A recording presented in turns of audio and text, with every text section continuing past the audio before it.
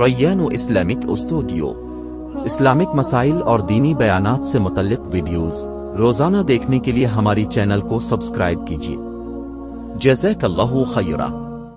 آج کا جو پرچہ ہے علماء کی طرف سے اس کا عنوان ہے زکوٰۃ۔ محترم دوستو، اللہ تعالیٰ نے اپنے بندوں پر احکام عائد کیے ہیں، جن میں سے اس کا تعلق نظر سے ذرا غور سے سننا، بہت اچھی بات ہے، اس کے اندر بیان فرمائی ہے، اور اس کا تعلق مال سے ہے۔ مال سے متعلق جو احکام ہے ان کے سب سے اہم زکوٰۃ ہے۔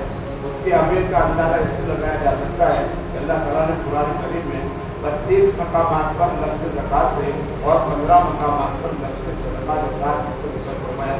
حدیث میں زکوٰۃ کو اسلام کی بنیاد بتایا ہے۔ قرآن اور حدیث میں زکوٰۃ ادا نہ کرنے والوں کے بارے میں سب وعید ہے۔ اللہ تعالیٰ فرماتے ہیں جو لوگ سونے چاندی کو جمع کر کے رکھتے ہیں اور آج کی جمع نہیں ہوتے ہیں، جمع کر کے رکھتے ہیں اور اللہ کی راہ میں خرچ نہیں کرتے ہیں، ان کو درجناک عذاب کی خوشخبری سناؤ۔ قیامت کے دن اس دولت کو جہنم کی آگ میں پکایا جائے گا، پھر اس کو لوگوں کی پیشانیوں، پہلوؤں اور ان کے پیٹوں کو ڈالا جائے گا اور کہا جائے گا کہ وہ خزانہ ہے جس نے ہم کے لیے جمع کیا تھا، اب تک ہو اس خزانے کا مزاح حکم میں توڑ توڑ کر رکھا جائے گا۔ فرمان نبی صلی اللہ علیہ وسلم ہے کہ معراج کی رات میں ایسے قوم پر سے گزرا جنہوں نے آگے پیچھے چھپرے لگائے رکھتے تھے اور جہنم کا تھوڑ، اس کو تھوڑیاں بولتے ہیں، ایلوا اور بدبودار گھاس جانوروں کی طرح کھا رہے تھے۔ میں نے پوچھا حضرت جبریل علیہ السلام سے کہ یہ کون ہے؟ جبریل علیہ السلام نے عرض کیا، حضور یہ وہ لوگ ہیں جو اپنے مال کی زکوٰۃ نہیں دیتے۔ اللہ تعالیٰ نے نہیں بلکہ انہوں نے اپنے آپ پر ظلم کیا ہے۔ وہی لوگوں کو پیش نظر رکھتے ہوئے جو شخص صاحب مال ہو اس کو اپنی زکوٰۃ کی ادائیگی گنتی سے کرنی چاہیے۔ زکوٰۃ کس شخص پر واجب ہوگی؟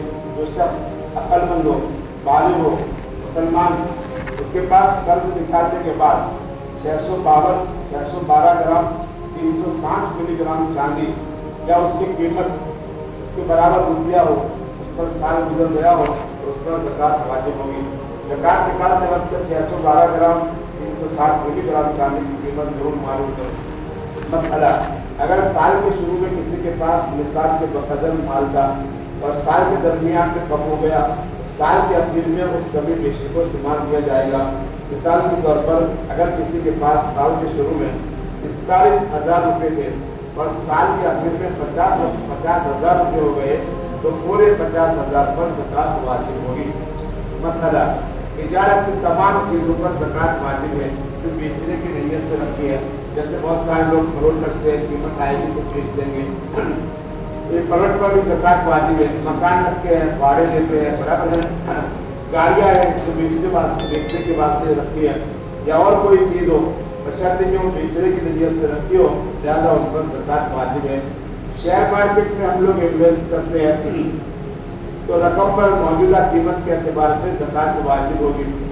ویشی لوگ، بہت سارے لوگ ویشی رہتے ہیں، لاکھ 2 لاکھ 4 لاکھ 5 لاکھ کے رہتے ہیں، ویشی رہتے ہیں، اور سوسائٹی میں جتنے روپے جمع کروا چکے ہیں اتنے روپیوں پر زکوٰۃ واجب ہوگی، چاہے ویشی کھلی ہو یا نہ کھلی ہو۔ مسئلہ: زکوٰۃ نکالتے وقت زکوٰۃ ادا کرنے کی نیت کرے، اگر نیت نہیں ہوگی تو زکوٰۃ ادا نہیں ہوگی۔ دل میں نیت کرنی ہے، دینے والے کو دے تو اس کو بتا دینا، کسی غریب کو، محتاج کو، رشتے دار کو۔ ہاں، یہاں دیتے ہم جہاں پہنچ ملتی ہے وہاں لکھوانا پڑتا ہے کہ بھائی یہ زکوٰۃ کے پیسے، یہ اللہ کے پیسے، لہٰذا جو ہے زکوٰۃ کی نیت کرے۔ زکوٰۃ کون لے سکتا ہے؟ جس آدمی کے پاس نصاب کے بقدر مال نہ ہو وہ زکوٰۃ کا مستحق ہے۔ بہت سے نوجوان ہٹے کٹے مانگنے کو نکلے ہیں، ان کو روکو اور بالکل مت دو، ان کو ہاتھ دلاؤ، ان کو شرم دلاؤ، یہ غلط بات ہے۔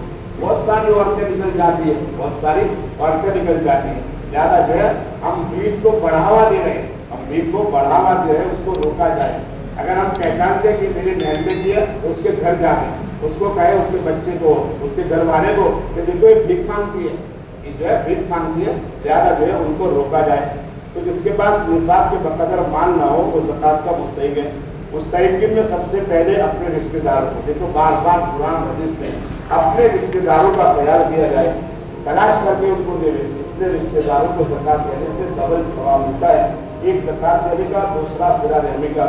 رشتے داروں میں ماں، باپ، دادا، دادی، نانا، نانی، اوپر تک اور بیٹا بیٹی پوتا پوتی نواسا نواسی نیچے تک شوہر ان کو زکات نہیں دے سکتے، جو بلند ہیں ان کو نہیں دے سکتے، شوہر بیوی کو اور بیوی شوہر کو زکات نہیں دے سکتی، باقی تمام رشتے داروں کو جو مستحق کی زکات ہے زکات دی جا سکتی ہے۔ جیسے میرا بھائی ہے، میری بہن ہے، وہ محتاج ہوتے جانتا ہوں کتنے غریب ہے بیچارے، اور باہر سپلائی مانگتا ہوں 5,000 لکھ لو 10,000 لکھ لو، یہ کر لو وہ کر لو، وہ روٹی بوٹی کی محتاج ہے، روٹی بوٹی کی محتاج ہے، میرا بھائی ہے، ایسا ہوتا خیال کرو بھائی، ہم جانتے ہیں صحیح زکات جائے گی، صحیح زکات جائے گی، میرا بھتیجا ہے، میرا بھانجا ہے، میرا چاچا ہے، میری ماموں ہے، میں میری مثال آپ کو دے رہا ہوں، برابر ہے، اسے سب کو لاگو پڑتا ہے، یہ مت کہہ رہا کہ اس کے تو سب محتاج ہے کیا، ہم تو ایسا بولتے ہیں کہ برابر، کیونکہ میں مجھے ہی پورا کہوں نہ بھائی میں آپ کو کیوں برا کہوں، برابر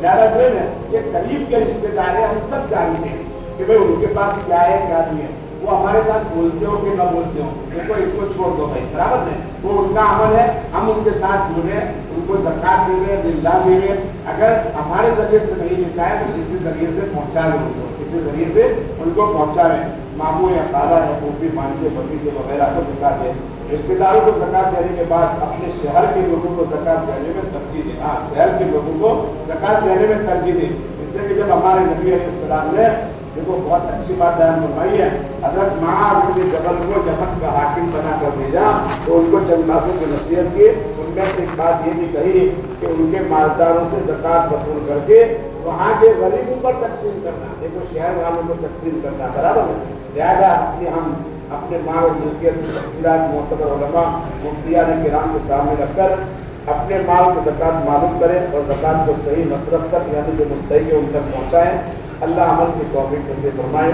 آج کے خطبے کے اندر بہت ساری حدیثیں بیان فرمائی ہے، جو 3 میں نے لکھی ہے بیان کروں۔ اللہ تعالیٰ فرماتے ہیں کل عمل ابن آدم یضاعف الحسن بعشر امثالها الى 700 ضعف، آدم کے بیٹے کے جو ہے رمضان کے اندر اعمال کا بھاؤ ہم بڑھا دیں گے، 10 سے لے کر 700 گنا تک اس کو ثواب دیں گے، 10 سے لے کر 700 گنا تک ثواب دیں گے۔ اللہ تعالیٰ فرماتے ہیں کہ روزہ میرے لیے ہے، الا الصوم فإنه لي وانا اجزي به، روزہ میرے لیے ہے اس لیے کہ اس نے میری وجہ سے کھانا چھوڑا، میری وجہ سے پینا چھوڑا، اس نے میری وجہ سے زیادہ ہوشیار ہوا تو اپنے خواہشات کو چھوڑا ہے۔ اور آگے حدیث بیان فرمائی للصائم فرحتان، روزدار کے لیے 2 خوشیاں ہیں، فرحت عند فطرہ، ایک تو پورے دن کے تھکے ماندے جب افطار کرتے اور ٹھنڈا پانی یا شربت آتا ہے تو کیسے خوشی لگتی ہے، لہٰذا یہ خوشی میں 2-4-5 گلاس مت پی جائیے ورنہ چکر بگڑ جائے گا اور معاملہ بگڑے گا، ایک کھجور کھا لے آپ پہلے اگر ہو تو، اور سادہ پانی سے روزہ افطار کریں۔ ابھی ایک سائنٹیفک جو ہے ریسرچ بھی آئی تھی، اس سے بہت زیادہ نقصان ہوتا ہے، لہٰذا جو ہے اس پہ احتیاط رکھیں۔ للصائم فرحتان، روزدار کے لیے 2 خوشیاں، فرحت عند فطرہ، ایک تو افطار کے وقت بالفور امیڈیٹلی، وفرحت عند لقاء ربہ، اور دوسری خوشی جب اپنے رب سے ملاقات کریں گے نا تو اللہ تعالیٰ فرشتے سے فرمائیں گے یہ روزدار ہے اس کو ریان میں لے جاؤ۔ ریان جنت کا ایک خاص دروازہ ہے جو روزداروں کے لیے اسپیشل بنایا گیا ہے، وہاں سے ہماری انٹری ہوگی۔ آگے حدیث بیان فرمائی ولا قلوب قبل الصائم اطيب عند الله من ريح المسك، روزدار کے منہ کے جو بدبو ہے اللہ کے نزدیک مشک سے زیادہ پسندیدہ ہے۔ دوسری حدیث بیان فرمائی الصوم جنۃ، روزہ ڈال ہے، ہاں کوئی ہم سے روزے کی حالت میں لڑے جھگڑے گالیاں دے گے تب اس کو کہہ دیں گے روزہ ہے، وہ مانے تو ٹھیک ہے ورنہ ہم چلے جائے۔ تیسری حدیث جو بیان فرمائی، چوتھی حدیث بیان فرمائی، بڑی اہم حدیث ہے، ساری حدیث سے تو ہم ہے، وہ حضور تغنیمو، اللہ کے راستے میں نکلو، فرمایا اس سے تم کو مال غنیمت ملے گا، جہاد کرو۔ اگر آج کے زمانے میں جہاد نہیں ہے تو ماشاءاللہ دعوت و تبلیغ کا کام ہے، لہٰذا جاوے، اللہ تعالیٰ فرما دے، اللہ کے نبی فرما دے مال غنیمت ملے گا۔ صوموا تصحوا، روزے رکھو اس سے صحت ملتی ہے۔ ایک ہندو کٹر کہتا ہے کہ مسلمان جو روزہ رکھتا ہے نا تو سال کی جو ساری زندگیاں ہے نا اس 30 دنوں کے اندر 12-14 گھنٹے بھوکا رہنے کی وجہ سے یہ سارا کا سارا نکل جاتا ہے۔ تو لکھا ہے اس کے اندر کہ پھر رات کو جو ہے 4 بجے تک اتنا کھاتے ہیں کہ 4 سال میں جب تک کی جمع نہیں ہوتی ہے تو 1 مہینے میں جمع ہو جاتے ہیں، 1 مہینے میں۔ تو دونوں پہلو پر اس نے بات کی ہے، سکے کی دونوں جانے پہلے، برابر ہے۔ تو روزہ رکھنے سے حدیث میں کیا بیان فرمایا، صحت ملے گی۔ وَسَافِرُوا تَسْتَغْنُوا، ہاں سفر کرو انشاءاللہ اس کے ذریعے سے اللہ تعالیٰ حلال روزیاں نصیب فرمائے گا. اللہ تعالیٰ ہم تمام کو پہلے سے زیادہ عمل کی توفیق دے.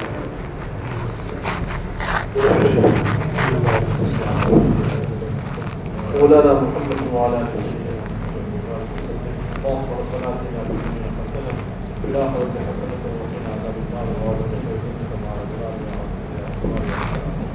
اللهم أعز الإسلام والمسلمين. اللهم انصر الإسلام والمسلمين. اللهم لا تحرمنا بغضبك ولا تفتنا بعذابك وعافنا قبل ذلك يا أرحم الراحمين. لا إله إلا الله استغفر الله ونتوب الجنة ونعوذ بك من النار يا واسع الفضل والسلام. اللهم انك عبد تحب الامراض وانت يا كريم.